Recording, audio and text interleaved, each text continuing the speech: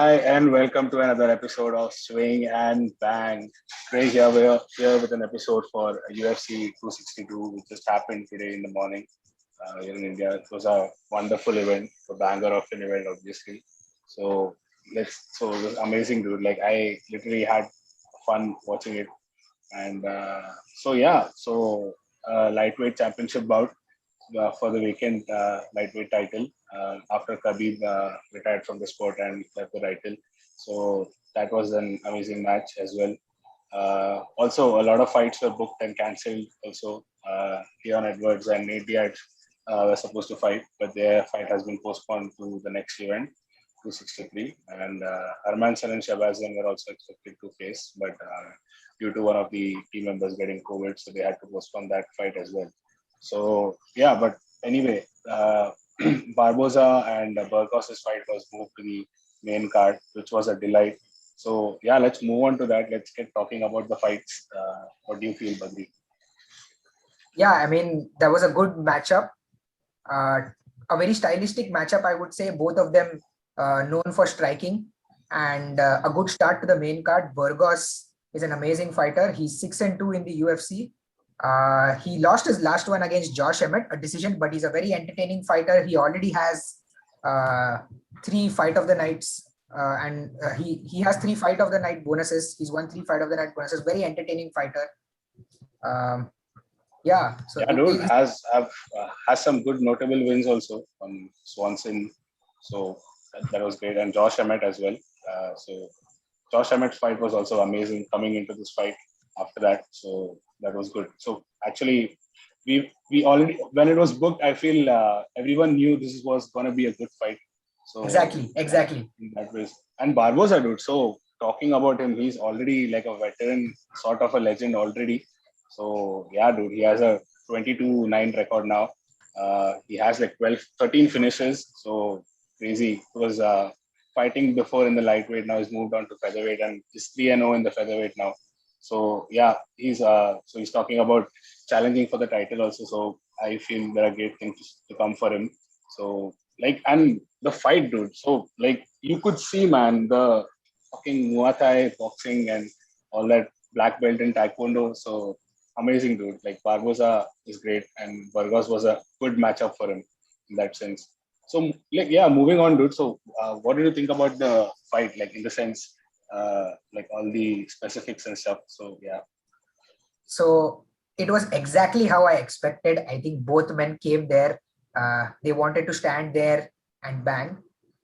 Um, and I expected, Barboza immediately starting off with those leg kicks, with those Oh calf, yeah, seeing yeah, how much of an impact it has. And we've talked about it in previous episodes as well. Immediately chopping those legs off, and he was finding success with that. But then Burgos came back in the second round. I felt he was more aggressive and he was getting into it. He was landing his own counter strikes.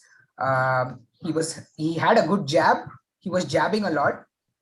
But third round, it was I felt like Burgos picked up the pace. He was trying to be more aggressive, but then he got caught with that combination, yeah, yeah, yeah, yeah. combination, and a very weird finish. I must say, he was. It looked like he absorbed that shot, but then he was out, and I've never seen that before in any fight. Somebody taking that Yeah, shot, yeah, yeah. falling down after 2 seconds. I think that was incredible.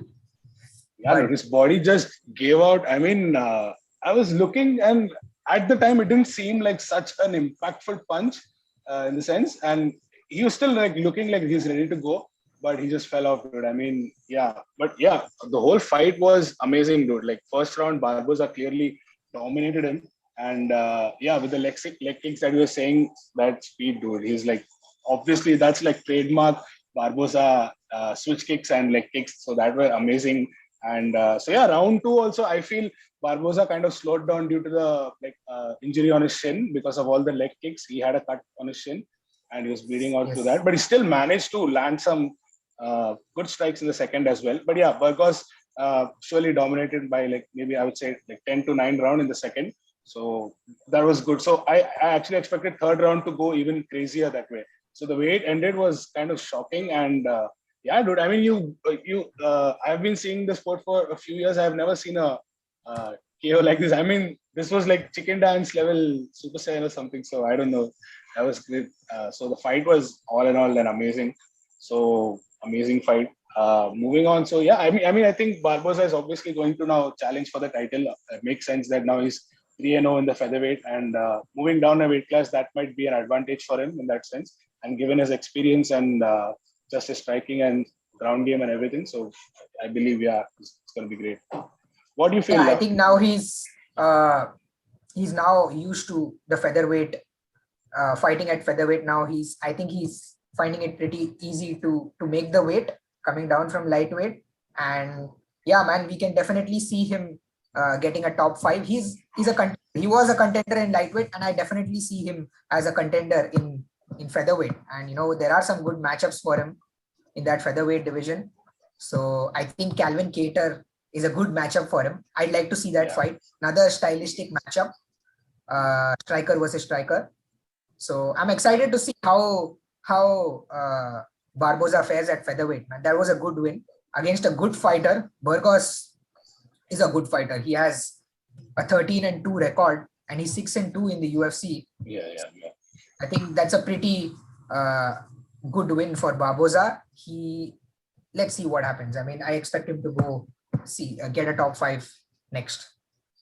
Yeah. Given that even there's going to be a title fight for featherweight as well, so the division is going to be shaken up now. So let's see how that ends up.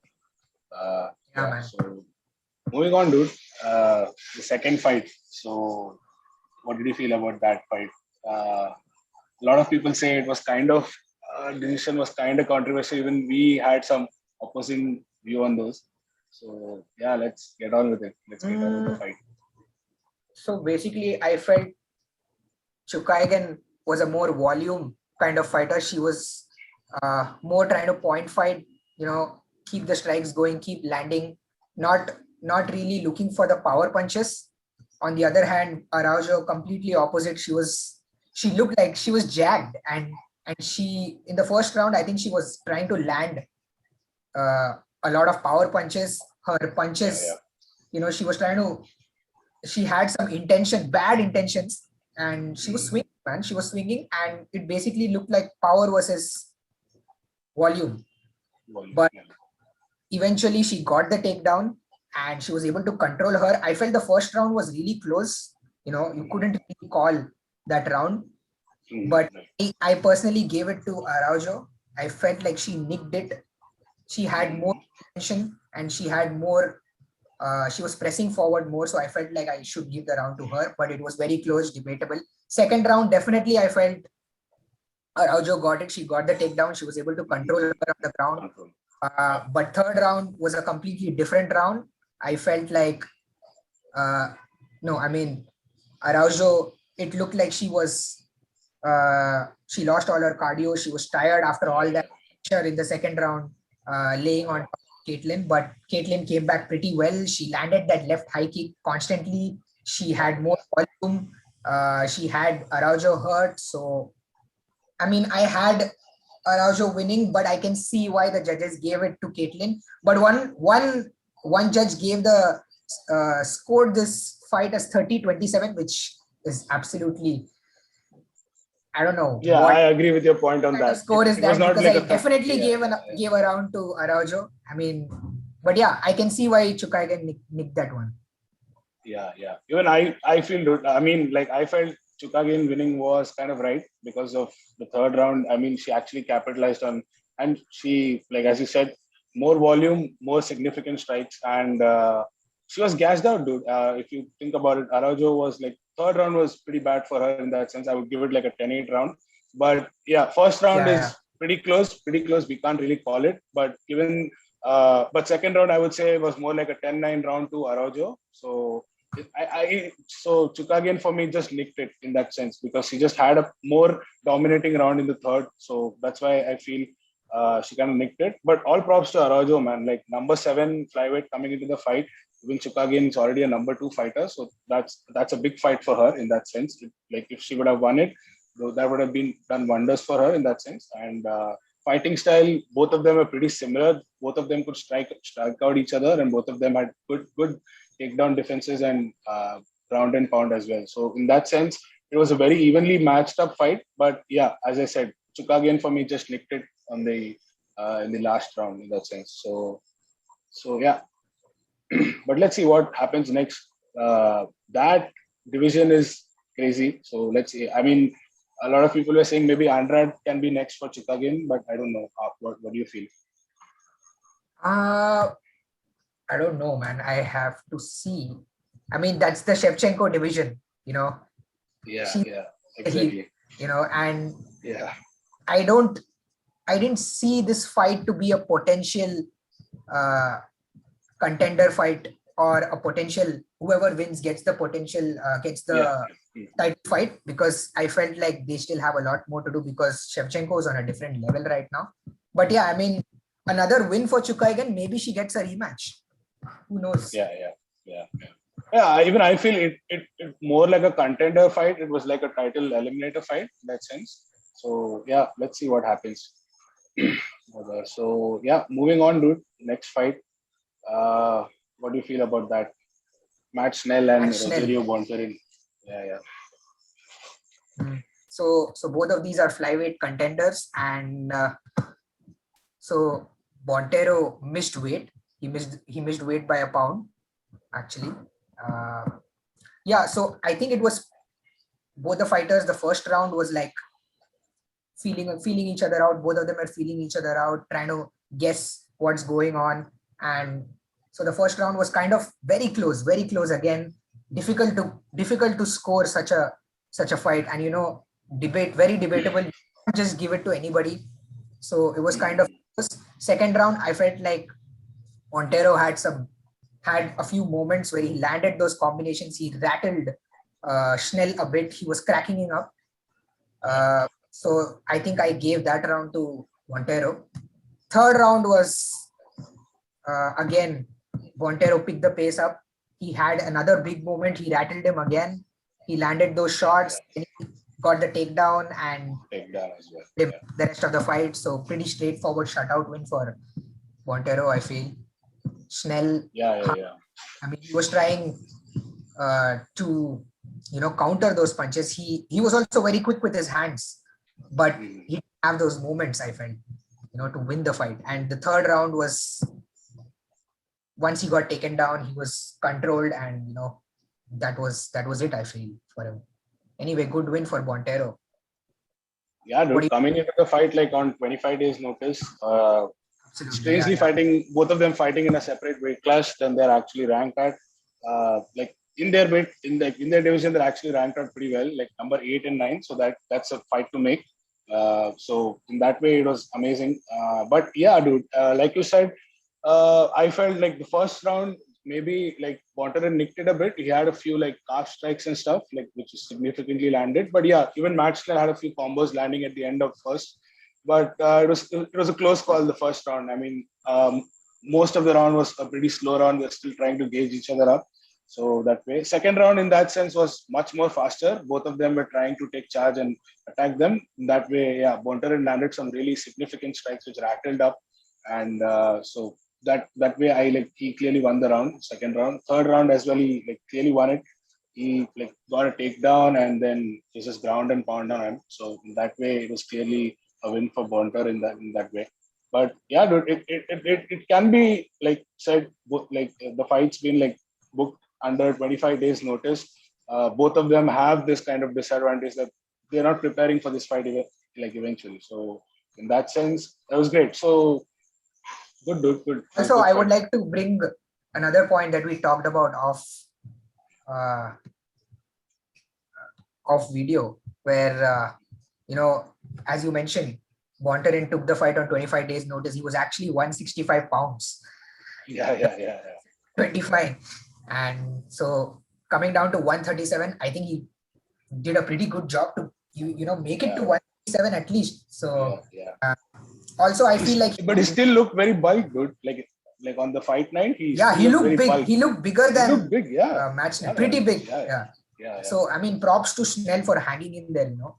It's definitely not evenly matched, when a fighter doesn't make weight. And definitely I felt like he was probably 150, 155 Yeah, on fight night. Yeah, for on sure. fight night. Yeah. So I feel that made the difference. Definitely we could see his power, but hard luck for Schnell. I think he'll be back. Both of them are 8 and 9 in the flyweight rankings. So let's see, man. He was scheduled to face Alex Perez, but that fell out. So I think that fight should be made again. The flyweight, Alex Perez is 4th. And we also have another fight, UFC flyweight title between the rematch between Figueiredo and Brandon Moreno. So that's going to be a fun one. So we need to keep a watch on that. Yeah, dude. Yeah, dude. Maybe since now Montero won the fight, he could be given Alex Perez. So who knows? Yeah, he's a number 4 ranking fighter, so that will have like a lot of implications now. But let's see how this pans out. Given that there's a title fight also coming up, so that's obviously going to shake up the division. So yeah, dude. I actually want to talk about something else also. So we've seen a lot of these fighters, like even like this fight, even like Bontarin and like Tony Ferguson. All of them come from these Dana White Contender Series and stuff. So we are also talking about it. So like, what do you feel? You have some like inputs on that?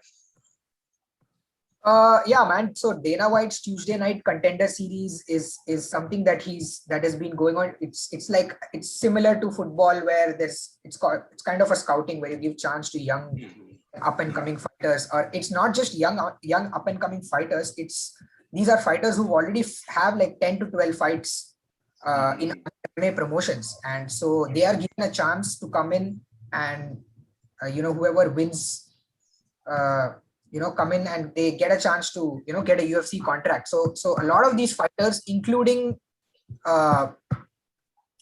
Bontarin, have come from the Contender Series and they've been given a contract. This is like a good opportunity for up and coming fighters to come via Dana White's Contender Series or the Ultimate Fighter, which is going to happen right now between Ortega and Volkanovski. They both are coaches. They're going to be coaching the Ultimate Fighter. It's a reality TV show. So I think we need to keep a watch on that as well, because all champions are made right here. So they're coming right here. So we have a lot of fighters. I think Bontarin is also has come from Dana White's Contender Series, Brazil. And he defeated. Picked up the first week, dude. He was given a contract on the first week. So crazy. And he's only had like 3 or 4 losses, if I'm not wrong. So yeah, man, we gotta watch out for He has only 1 loss, I think. Yeah, 3 losses. So before that, he was 13 and 1. Yeah. Right now 2 and 2 in the UFC. So yeah, dude, crazy. We need to watch out for these shows and stuff, because this is where we get our like future potential fighters.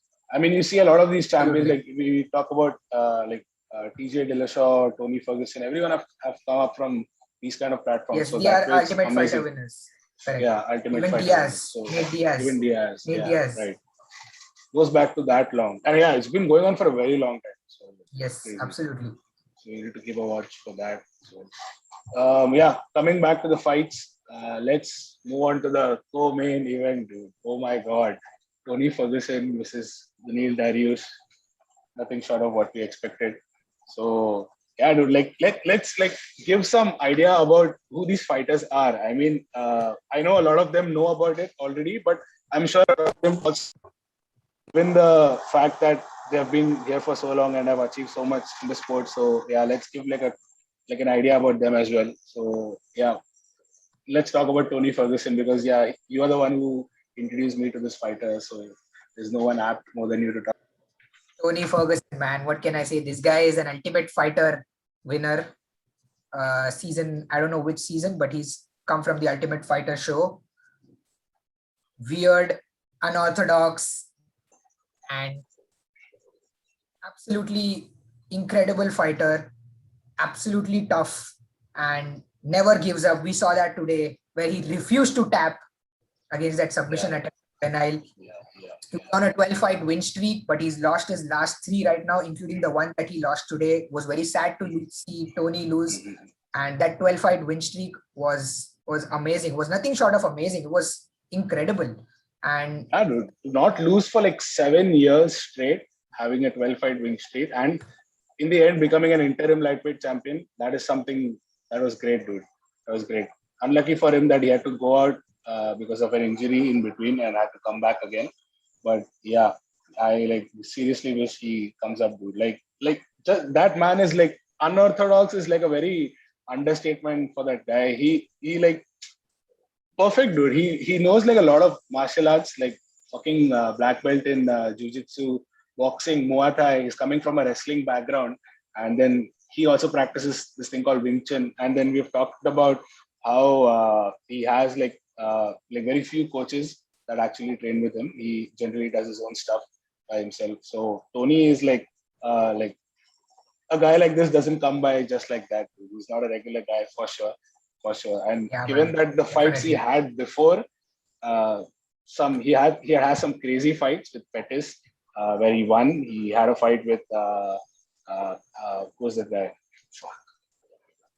Rafael dos Anjos. That was a great fight. RDA. He completely dominated him. Donald Cerrone completely Kevin Lee. He tapped out Kevin Lee, and that's how he won the interim lightweight title. So yeah, man, he's had some like crazy fights He's before. also beaten Uh, Barboza, by the way, who's also, we just yeah, yeah, discussed about him before. yeah.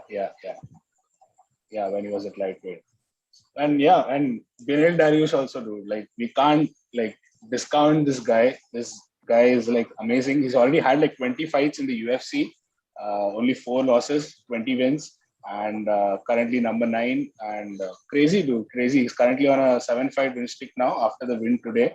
So and obviously, man, like he's gonna like obviously challenge a top 5 now, maybe go in for the title race. So coming back to the fight, what did you feel, dude? Like it was something else that I don't know. I've never seen kind of Tony dominated like this also, but Tony had some crazy moments also in the fight. So like in the first round was okay. Darius got the takedown pretty early, and had a good high ground on the ground, and kept his dominance. Okay, there was a lot of scramble and stuff, and Tony tried to keep his composure. It was a close round. But yeah, I would still give it to Darius the first round, maybe like a 10-9 round for me. Again, second was the same. Darius again scored a takedown, but this time Tony went for the dash choke, which is his signature, and that was great. That was great. Like for a minute, it was locked in pretty tight, and Darius was amazing. How like just kept us calm, and he came out of it eventually. Just like making the slow adjustments, and so that guy is like already amazing, dude. He's won like gold medal in jiu-jitsu and stuff in world championships, and he's a two-sport black belt. So crazy. Darius has been crazy in that way. So second round again, then he scored another takedown, and then that transition into that heel hook, man, that was something nasty. Bloody. I mean, yeah, he surely broke Tony's ankle. Even he said that he heard something pop, You heard a and pop, yes, yes. yeah, and he just like Tony's a zombie, man. He's a zombie for sure. He just kept going. We You could see how his leg was swollen in the next round. He couldn't move properly also in the third so much, and that's when Darius capitalized on that, took a takedown, and then just kept him down. Tony could not fight back much on the ground on his back, so and clearly Tony is he actually like pretty good fighting off his back, but yeah. seen he's being easily being taken down Yeah, and yeah, controlled. We've never seen that. We've never seen yeah, get dominated like this. So I think that's one way of beating Tony nowadays. Or maybe it's just he's 37 years old now. I mean, time gets everyone, like Dana said. yeah, yeah. Time gets us all. So But I still felt Tony was still better, dude. Like if you compare the Oliveira fight and this fight, Oliveira clearly dominated him. Like he couldn't do shit on the ground in that fight. In this fight, he still could get some scrambles, get a dart choke in, and then have a few strikes also landed. So that way, I felt he's still working or like he's gotten better in that way. But yeah, man, I mean, maybe time's catching up to him. Who knows? Let's see. But that guy's a yeah, it crazy was. guy. You never know.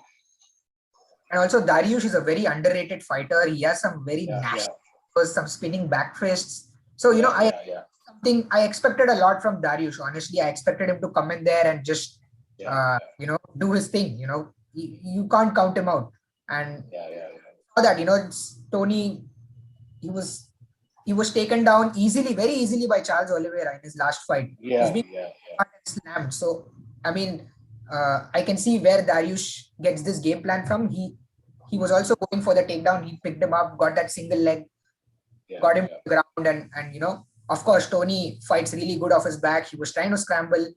He got into some good positions, but wasn't enough and almost got submitted. But that's some tough guy, man. I mean, Yeah, yeah. if it was somebody else in Tony's place, he would have He would definitely have tapped. tapped So out. Yeah, yeah, we for saw the sure. toughness today, and there's no question about how tough this man is. Even though he lost, Yeah, it was sad to see him lose, but good on yeah, Dariush. dude. Up and up from here, Yeah, Dariush. Now yeah, dude. definitely Even top Dariush as five. a contender in the lightweight. For sure, for sure. And yeah, even Dana said he's going to get a top five fighter for sure the next fight. Let's see. He said he's going to be off for this year, maybe. Let's see. And there's a lot of things happening in the lightweight division also. So yeah, moving on to that, the main event, talking about the lightweight division. So we had a fight for the vacant title, Charles Oliveira versus Michael Chandler. So Oliveira, dude, crazy. He's been on this 8 fight win streak, now 9 after this fight. Beat Tony Ferguson coming into this fight, which was amazing because just the way he dominated Tony in that fight.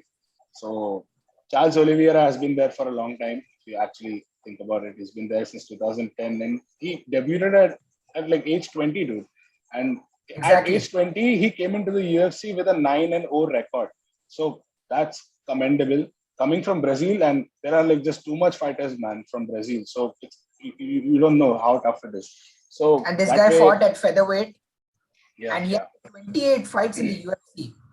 yeah, dude, yeah, yeah, He wins the title. So that's incredible. The hard work. We can see the body of work that he's put in. He's fought literally everyone in featherweight and lightweight. dude, And it is records, dude. Like most submissions, most most finishes, submissions most performance of and the most night bonuses. So bonuses. yeah, Bonuses. Let's talk about bonuses here, man. bonuses. 50 Yeah, yeah. G's. He got the 50 G's. 75 Gs. He got the 75 Yes. Gs today. Yeah. So yeah, unfortunately Tony couldn't, but yeah. So Charles Oliveira got it anyway. So yeah, coming back to the fight, dude. Like yeah, what do you think about Michael Chandler? I am really impressed by his power. Definitely, he's got dynamite hands. I Yeah, man. So Michael Chandler, I feel he has a lot of power. We saw that in the fight. He rocked Oliveira. Also, he has good wrestling. He's a top wrestler, of course. Uh, got the Yeah, title wasn't shot, he? just Yeah, one fight in the UFC. Um, I saw Oliveira winning because of the wealth of experience that he has in the UFC. And of course, I'm not denying Chandler doesn't have the experience. He has that experience, but fighting in UFC and fighting at Bellator are two different things. But I definitely gave him a chance. Of course, I expected Oliveira to win, but I gave him a chance, and I saw why Chandler got the title shot. He definitely looked good. Nothing to be surprised about, I feel, and he was a bit unlucky. Maybe he needs to look back, go back to the drawing board. But he had him rocked. He had Oliveira yeah, dude. rocked Yeah, first round, yeah, yeah. and Yeah, I mean, also you can't discount Chandler, dude. I mean, let it be the fact that he's from Bellator, but he has like his own records and stuff in Bellator in his own right. You can't like still discount that. I mean, you see some fighters coming up from Bellator over to UFC and see them dominating. So I mean, I don't know. Like you think about Chandler, he's been like 3-time lightweight champion in Bellator, and like he has some like even he has like most submission victories in Bellator, which Oliveira has in UFC. So in that way, it was a good matchup in that sense. But like yeah, as we like saw in the presser leading up to the fight, it was maybe just like a coincidence, kind of a fact where Chandler got the fight. I mean, if you think about it, if McGregor Poirier 3 would not have happened, I don't think Chandler would have gotten this fight. Maybe it would have made sense to make Oliveira versus Poirier that way. But yeah, I yeah, mean, I mean that's still the fight to make actually. yeah, yeah. So maybe that's going to happen, but who knows? Now, McGregor Poirier trilogy might be a decider in that way, but let's see. So yeah, coming back to the fight, it was great, man. First round was banging, just the way it started. The the striking, the exchanges, and the sweet transition to guillotine by Chandler, that was unexpected. I mean, I thought that was it maybe. I mean, it was locked in so tight. So Yeah, it was props. I tight. It mean, was tight. yeah. And then again, just back and forth, I loved it, dude. Oliveira again trying to get on his back with a rear naked, and that slam, dude. That slam was like something else which I haven't seen in the UFC in a UFC fight. Like he was on his back and it just he slammed him right on. So that was something else. And first round, but still, I would still say Chandler got some few significant strikes also towards the end. Yeah, he had him rocked in that way. What he said, he had him actually rocked. So in that sense, the first round actually went to Chandler, and at the end of one, I thought this was going to be a big fight, or maybe Chandler would win it because he actually was dominating the first. But yeah, coming to the second, that was something we did not expect, and Oliveira, dude, like we don't actually appreciate how much of a striker he is, but yeah, he gets the job done, and that was great. Just at the start of the second, just 15 seconds into it, he got him rocked and just kept chasing on him, kept and got the TKO. So that was great, dude. And yeah, getting the title for it after a long time, being in the Yeah, man. promotion. So props to him. Absolutely, absolutely. I felt Chandler, against the way he knocked out Hooker, he was almost on the similar lines he had Oliveira rock with that right hand and that left hook, had him rock. Oliveira, props to Oliveira, he came back, he survived, the advantage, and he almost got his back. And as you said, Chandler slammed him.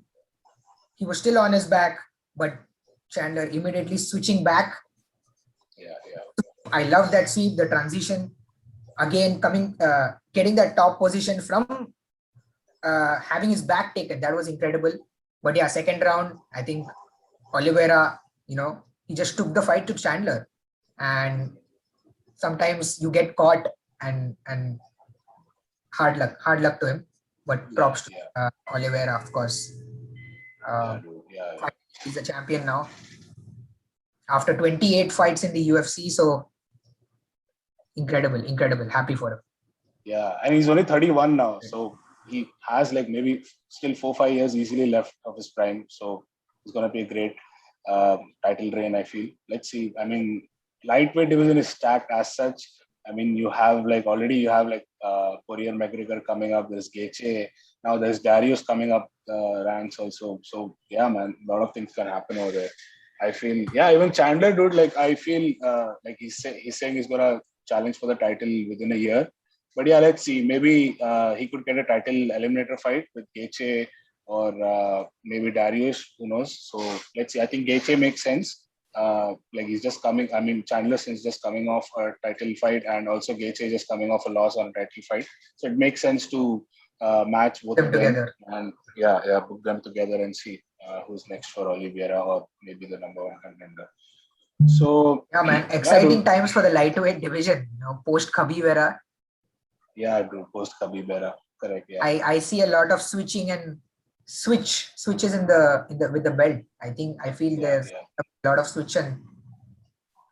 switching of champions, because obviously Khabib was the dominant one, but now there's Dariush, there's Gaethje, there's Conor.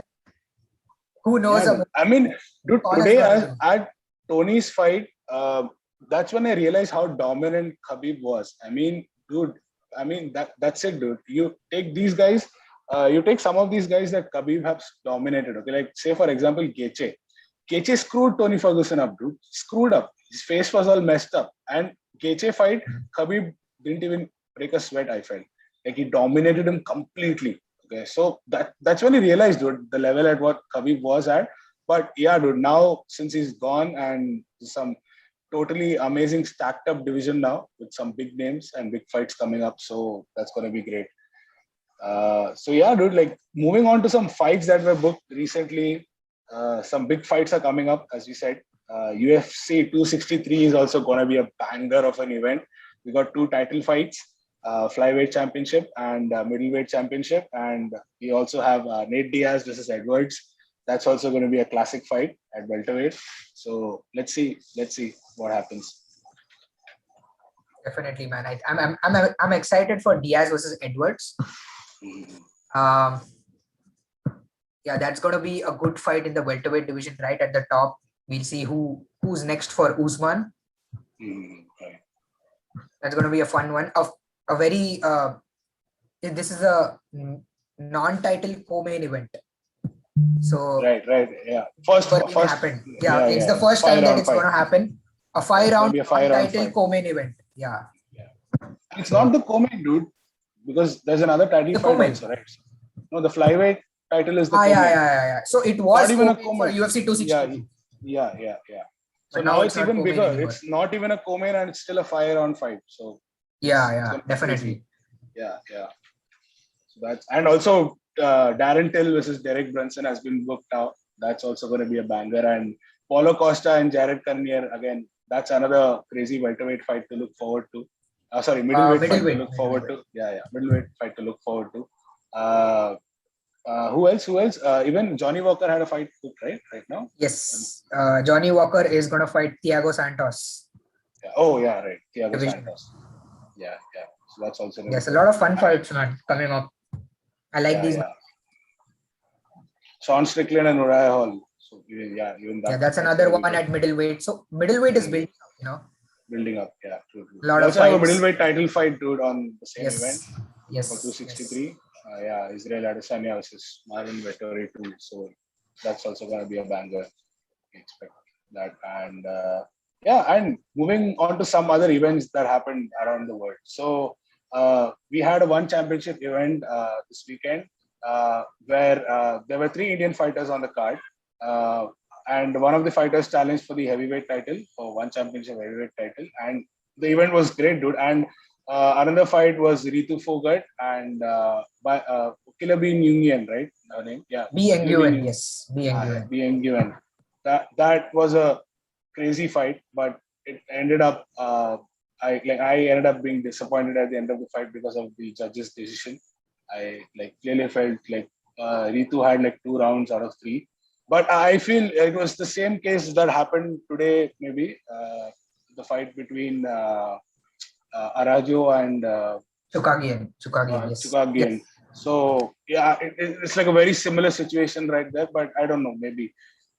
So that was a great event. If for those of you who don't know, Ritu Fogart is the person on whom the Dangal movie was made on.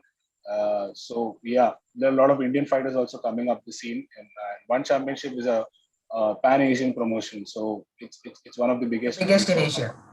Yeah, the biggest in Asia. So it's a great thing. And also coming back to the main event, Arjun Bhullar challenged Brandon Vera for the heavyweight title, and he won the fight. And he is the first Indian MMA world champion of Indian origin. Yeah, maybe, but still, he's an Indian. So we are happy. That fight was good. Brandon Vera, ex-UFC fighter, a veteran of the game. He's the one. He was the first and only champion up till now for one championship at heavyweight, and I think he had knocked everyone, taken down everyone, and knocked them out. So that in that sense, a great win for Arjun Bhullar, and dude, India is proud. Yeah, man, first Indian. Any Indian champion, let alone any promotion, this is a big deal for India. Finally, India is on the map. And by the way, Arjun Bhullar has also fought in the UFC. He's had 3 fights. He's won 2 of them. Let's not forget that. Anyway, it's an incredible moment for India. And plus Ritu Fogart, let's give some more info about her. She's a wrestler, as everybody knows, as everyone's seen that. Commonwealth gold medalist. Made the transition to MMA. Yes, she's a gold medalist. And she's made the transition to MMA. Very, very aggressive, wrestling dominated fighting style. Yeah, dude. She was undefeated before this fight. So she was 4-0 coming into this. And fortunate that even I felt like Ritu Fogart dominated the fight. I think it was a very controversial one. Again, it's not easy to, call fights and judge. Give these and one championship, incredibly tough, man, to call such fights. But I felt like it was a victory for Ritu. Okay. Yeah, and also like one championship has this rule wherein so in UFC they score the whole fight based on rounds. So round one they have scored, that's it for it. So they score round two solely based on whatever is happening in the round two. But in one championship that does not happen. So they take the whole fight into consideration. So they score the whole 15-minute fight as a whole thing. So maybe that's where Killer B got an advantage because in the end we could see like Ritu Fogart actually getting a bit tired and for like she literally had to like survive herself for like 1.5 minutes of the but she still managed to get a takedown in the end. So that's where I felt it was kind of unfair to give the win to Killer B. So but yeah, I can still like understand maybe since it's like just as a whole fight as a 15-minute fight. So maybe a lot of factor there are other factors that come into play like just the whole fact that they should have the energy at the end of the fight. You know, they still maybe she stops charging at the end of the round, so maybe that counted for a lot. Who knows? So yeah, significant.